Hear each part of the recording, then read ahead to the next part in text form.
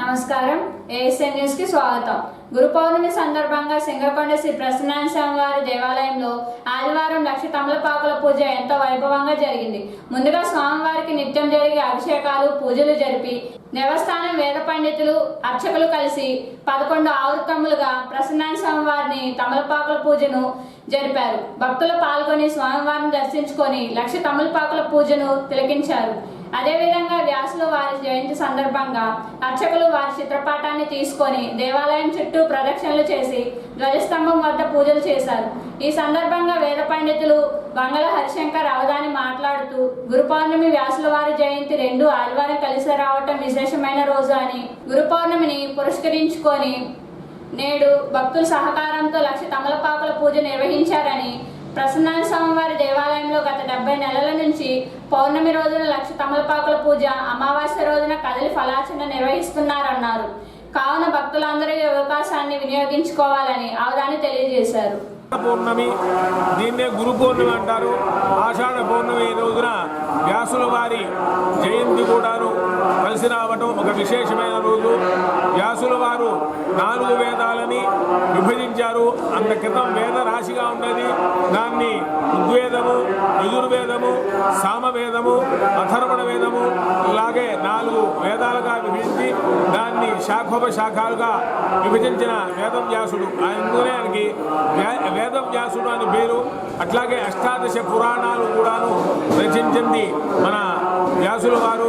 అటువంటి వ్యాసుల వారి జయంతి ఆషాఢ శుద్ధ పౌర్ణిమ ఆదివారం రావడం చాలా విశేషము.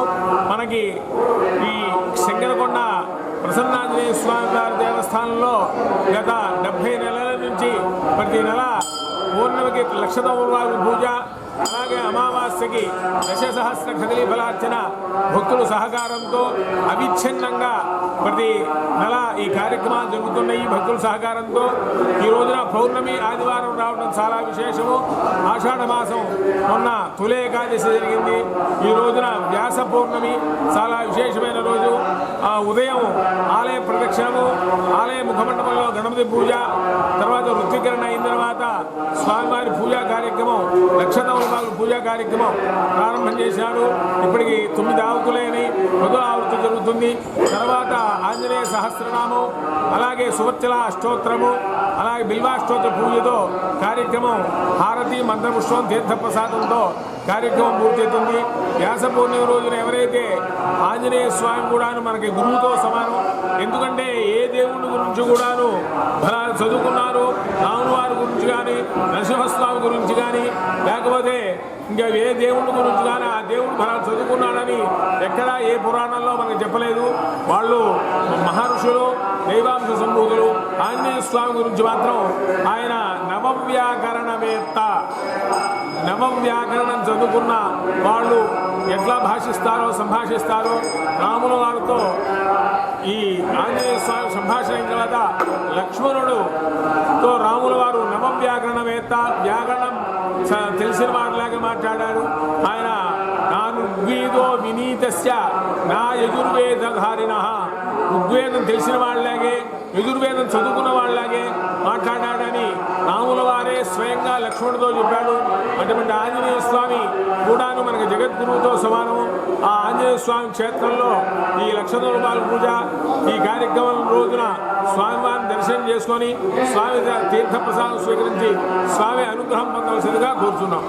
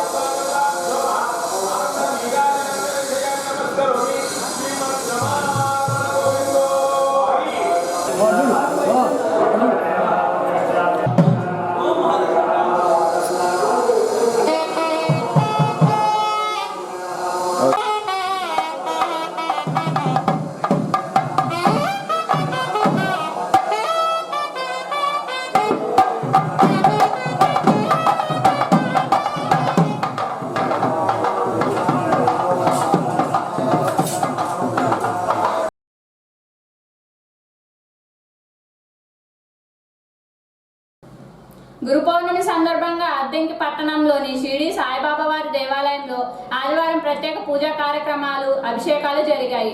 ముందుగా సాయిబాబా వారిని పంచామృతాలతో వివిధ రకాల సుగంధ ద్రవ్యములతో అభిషేకములు చేశారు.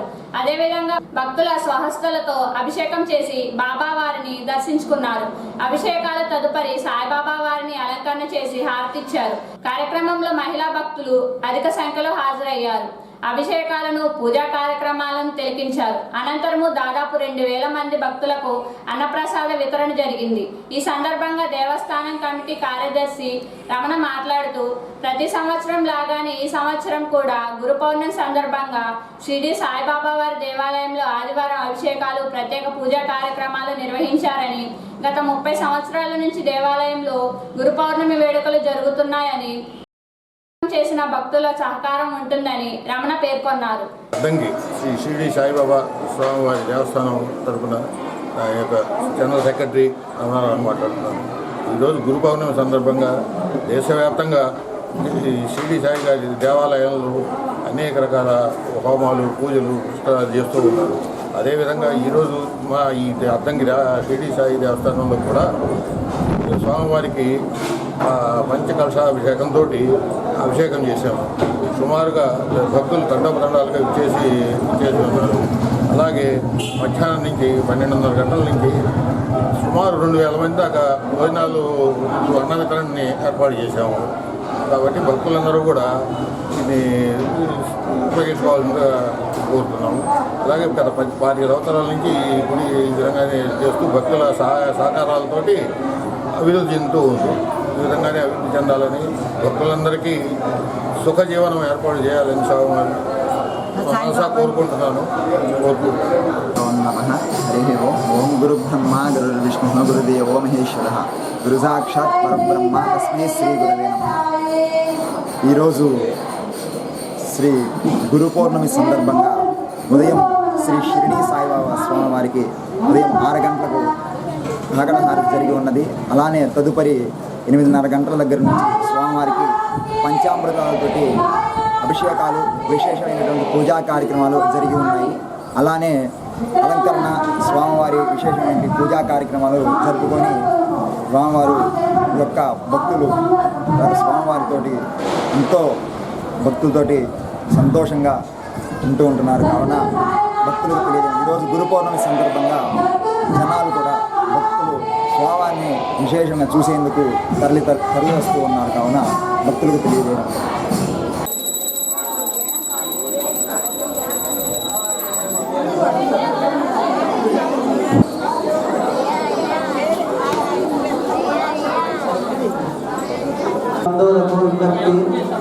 బాబా అభిషేకం అయిపోతున్నది కావున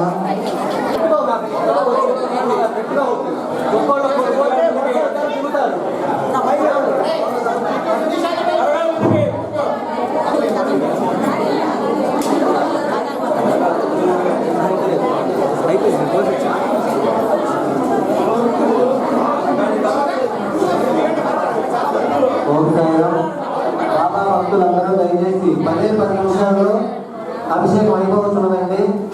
అందరూ తొందరగా వెళ్ళేసి బాబా గారికి పంచామృతాలతో అభిషేకం చేయవలసిందిగా కోరుతున్నాము. త్వరగా పరసమ్మ, బాబా బంధువులు, బాబా భక్తులు, బాబా సేవకులు అందరూ రాకమ్మా తొందరగా.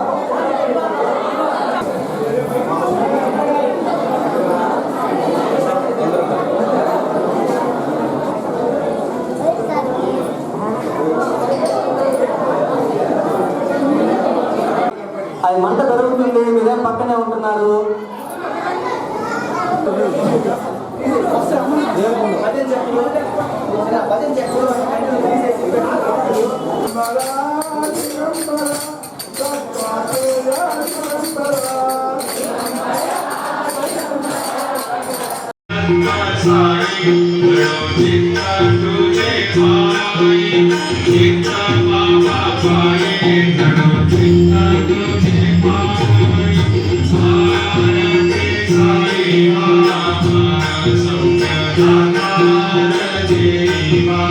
Yeah.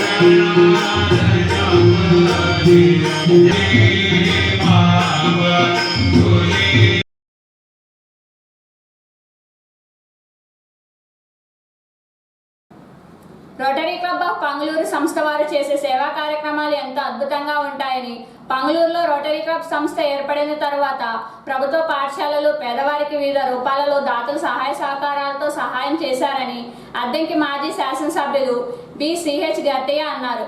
పంగులూరులో ఆదివారం రోటరీ క్లబ్ ఆఫ్ పంగులూరు 2024-25వ సంవత్సరం నూతన కార్యవర్గం ప్రమాణ స్వీకారం ఏర్పాటు చేయగా ముఖ్య అతిథిగా మాజీ శాసనసభ్యులు గరటయ్య హాజరయ్యారు. ముందుగా రోటరీ క్లబ్ ఆఫ్ పంగులూరు అధ్యక్షులుగా కాళేశావలిచే క్లబ్ వారు ప్రమాణ స్వీకారం చేయించారు. అనంతరము జరిగిన కార్యక్రమంలో గట్టయ్య మాట్లాడుతూ పంగులూరు రోటరీ క్లబ్ అధ్యక్షులు కాళేశావలిని నియమించడం సంతోషంగా ఉందన్నారు.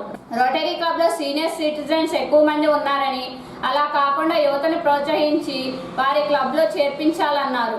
యువత వలన ఎన్నో ఉపయోగాలు ఉన్నాయని, పంగులూరు మండలంలో ఉన్న సమస్యలు గుర్తించి ప్రతిపాదనలు తయారు చేసి పరిష్కరించే విధంగా చూడాలని, ప్రభుత్వం తరపున జరిగే పనులు జరుగుతూనే ఉంటాయన్నారు. చెప్పుకున్నా 60 సంవత్సరాలు దాటిన తర్వాత మనలో ఆ చుట్టుదనం తగ్గుద్ది ఎవరికైనా. అలాంటిది ఈ కార్యక్రమాలు కొంచెం ముందు యాక్టివ్ చేయాలంటే యువతని ఇన్వాల్వ్ చేయాల్సినటువంటి అవసరం ఉందని చెప్పేసి నేను మొట్టమొదటి చెబుతా, ఇంతకుముందు కూడా వచ్చిన మీటింగ్ కూడా చెబుతా ఉన్నాను. ఇప్పుడు కూడా పెద్ద శ్రీరామూర్తి గారు కూడా డాక్టర్ చెప్పారు, ఆ వయసులో చేసే యాక్టివిటీస్ వేరు. ఇప్పుడు ఏంటంటే ఇప్పుడు ఎవరు చూసేవాడికి ఎట్లా ఉంటుందంటే ఇదేదో కాలక్షేపం కోసం చేసినారు అనేటువంటి వాతావరణం బతుకుతుంది. అలా కాకుండా వాళ్ళు విదేశాల నుంచి మన వాళ్ళు ఉన్నారు, ఈ క్లబ్స్ ఉన్నాయి, 200 క్లబ్స్ ఉన్నాయి, ఇతర దేశాల నుంచి చెప్తా ఉన్నారు. చాలా మంచిగా ఇవాళ ఉన్న పరిస్థితుల్లో రోటరీ క్లబ్స్లో మెంబర్స్ అంటే హైలీ క్వాలిఫైడ్ ప్రొఫెషనల్స్, ఇంకా అన్ని రంగాల్లో ఉంటే నైపుణ్యం వాళ్ళు ఉన్నారు. వాళ్ళని మనం ఇన్వాల్వ్ చేసుకొని వాళ్ళని అప్రోచ్ అయ్యి ఎంతైనా సాధించవచ్చు అనే విషయాన్ని శ్రీరామూర్తి గారు చెప్పారు. అది వాస్తవం. అది మీ పనితనం మీద ఉంటుంది. ఎవరు కాళీషాబలి అంటే ఏదో పంగులూరులో రోటరీ క్లబ్ ప్రెసిడెంట్ రొటీన్గా చేసినట్టుగా కాకుండా వాళ్ళ అయితే మా శాశ్వతరావు గారు ఉన్నారు, వీరనారాయణ గారు, ఆయన కాలక్షేపంతో ఖాళీగా ఉన్నాడు. ముగ్గురు యూఎస్లో ఉన్నారండి, NRIలు ఉన్నారు ముగ్గురు. కాబట్టి మీకున్న అనుభవంతో జోడించి ముఖ్యంగా మన మండలంలో ఉంటే ఏదైనా సమస్యలు ఉన్నాయి, ఈ సమస్యలకు ఏ విధంగా పరిష్కారం ఉంది, దానికి ఫైనాన్షియల్ స్ట్రెంత్ గవర్నమెంట్ కేవలం గవర్నమెంట్ చేస్తలేదని పోకుండా మీరు ఒక ప్రతిపాదన తయారు చేసి దాన్ని ఏ విధంగా అప్రోచ్ చేసి దాని ఫండ్స్ ఏ విధంగా శాంక్షన్ చేస్తున్నారా అనేటువంటిది మీరు ఆలోచన చేసి చేయాలి. ముఖ్యంగా మనకి ఇందాక వచ్చినప్పుడు ఇక్కడ మనం మాట్లాడుతున్నారు, పంగులూరులో మంచినీటి సమస్య నుంచి మాట్లాడుతున్నాయి. ఇక్కడ ఇందాక కూడా మాట్లాడినట్టున్నాయి. సో ఈ మంచినీటి సమస్య ఎందుకు వస్తుంది? ఇది కేవలం ఫైనాన్షియల్గా కాదు, ఇక్కడ ఎడ్యుకేషన్ అవేర్నెస్ క్రియేట్ చేయాల్సిన అవసరం కూడా ఉంది. ఇక్కడ అవేర్నెస్ క్రియేట్ చేసి దాని ద్వారా మనం మా పబ్లిక్లో అవేర్నెస్ క్రియేట్ చేయడం చాలా అవసరం. ఎందుకంటే మనం బోర్లు వేస్తూ ఉన్నాం, నీళ్ళు లోపల పోతూ ఉన్నాయి, సరైన మంచినీళ్ళు రావట్లేదు. శుభోదయం. మరియు మీరందరూ కలిసికట్టుగా మన తోటి క్లబ్లో ఈరోజు ఇన్స్టాలేషన్తో రావడం, అది ఎప్పుడు కూడా ఒక పండగలాగా చేసుకోవడం నాకు చాలా సంతోషం ఇస్తుంది. ఆంధ్రాకి ఏ క్లబ్ పిలిచినా నేను ఫస్ట్ ఉంటాను వచ్చేదని. వేరే వాళ్ళు నాకు ఆ పని ఉంది, అయ్యో ఇంత దూరం పోవాలి 4 గంటలు అనుకున్నా కూడా నాకు, ఎందుకంటే ఈ పండగలో నాకు ఒక భాగస్వామి అవుతాననే సంతోషం నాకు చాలా ఎక్కువ. మనం ఈరోజు మన ప్రోగ్రామ్ స్టార్ట్ కాకముందు మన సంస్కృతి సాంప్రదాయం ఏంటంటే పెద్దవాళ్ళని గౌరవించుకోవడం. అందుకే మన సంస్థను స్థాపించినటువంటి పోలారిస్ గారికి పూలమాలేసి అందరూ ఆయనకి ధన్యవాదాలు తెలుపుకున్నాం. అలాగే ఈ క్లబ్కి రావడానికి, ఈ క్లబ్ పెట్టిన వాళ్ళని, ఆ క్లబ్లో ఉన్నటువంటి చార్టర్ మెంబర్స్కి, చార్టర్ ప్రెసిడెంట్కి, చార్టర్ సెక్రటరీని కూడా మనం ఈ ఇన్స్టాలేషన్ రోజున గుర్తు తెచ్చుకోవాలి. దానికి ముఖ్యంగా మన వీరరాఘవయ్య గారు 18 జూన్ 2009 సంవత్సరంలో ఈ క్లబ్కి చార్టర్ వచ్చింది. ఈ క్లబ్ని స్పాన్సర్ చేసినటువంటి వాళ్ళు పర్చూరి క్లబ్బు. ఆ రోజున వీళ్ళ సెక్రటరీ ఎవరైతే రాయని వీరాంజనేయులు గారు, మరి ఆయన ఈ క్లబ్లో ఉన్నారా? స్టిల్ మనం వాళ్ళని స్మరించుకోవాలి. ఎందుకంటే ఈరోజు మనం ఒక క్లబ్ పెట్టాలంటే 17 సంవత్సరాల ముందు వాళ్ళు ఎంత కష్టపడి ఉంటారు. మనం క్లబ్లో ఈరోజు 10 మందిని పెంచుకురావాలంటే ఎక్కడ సార్ రావలేదు సార్ అంటారు. కానీ 17 సంవత్సరాల ముందర 28 మంది మెంబర్స్తో స్టార్ట్ చేసినారు. కానీ ఈరోజు 21 మంది మెంబర్స్ ఉన్నారు. 29 కానీ ఈరోజు మైనస్లో ఉంది క్లబ్. దాన్ని ముందుకు తీసుకోవాల్సిన బాధ్యత ఇప్పుడు ఉన్నటువంటి మెంబర్స్ అందరి మీద ఉంటుంది. అలాగే ఆ రోజు గురు పౌర్ణమి సందర్భంగా అద్దంకి పట్టణంలోని శ్రీ కన్యకా పరమేశ్వర అమ్మవారి దేవాలయంలో ప్రత్యేక పూజా కార్యక్రమాలు జరిగాయి. అమ్మవారిని వివిధ రకాల కూరగాయలతో శాకంబరి అమ్మవారిగా అలంకరణ చేసి భక్తులకు దర్శన సౌభాగ్యం కల్పించారు. గురు పౌర్ణమి ఆదివారం కలిసి రావడంతో భక్తులు అమ్మవారిని దర్శించుకొని తీర్థప్రసాదములు స్వీకరించారు. దేవస్థాన కమిటీ చైర్మన్ కోట శ్రీనివాస్ కుమార్ బృందం అమ్మవారిని దర్శించుకొని పూజలు చేయించుకున్నారు. తదుపరి హోమ కార్యక్రమాలు పూర్ణాహుతి జరిగింది.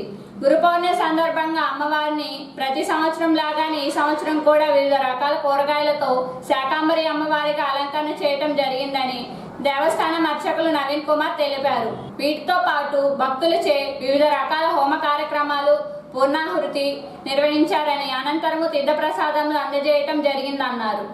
అద్దంకిలో వేంచేసి ఉన్నటువంటి శ్రీచక్ర సహిత శ్రీ వాసవి కన్యకా పరమేశ్వరి దేవాలయంలో ఈరోజు ప్రతి సంవత్సరం లాగే ఆషాఢ మాసం వ్యాస పూర్ణిమ అనగా గురి పౌర్ణమి సందర్భంగా అమ్మవారికి శాకంబరి అలంకరణ అంటే కూరగాయలతో అలంకరణ నిర్వహించడం జరిగింది. అలాగే ప్రతి పౌర్ణమి విధంగానే ఈ మాసంలో కూడా గణపతి, నవగ్రహ, వాసవి అలాగే గురుహోమ కార్యక్రమం పూర్తి చేసుకోవడం జరిగింది. కాబట్టి భక్తులందరూ కూడా అమ్మవారిని దేవాలయానికి విచ్చేసి అమ్మవారిని దర్శించి అమ్మవారి కృపకు పాత్రులు కావాల్సినదిగా తెలియజేయడం అనేది శ్రీచక్ర సహిత శ్రీ వాసవి కన్యకా పరమేశ్వరి దేవస్థానం అద్దంకి.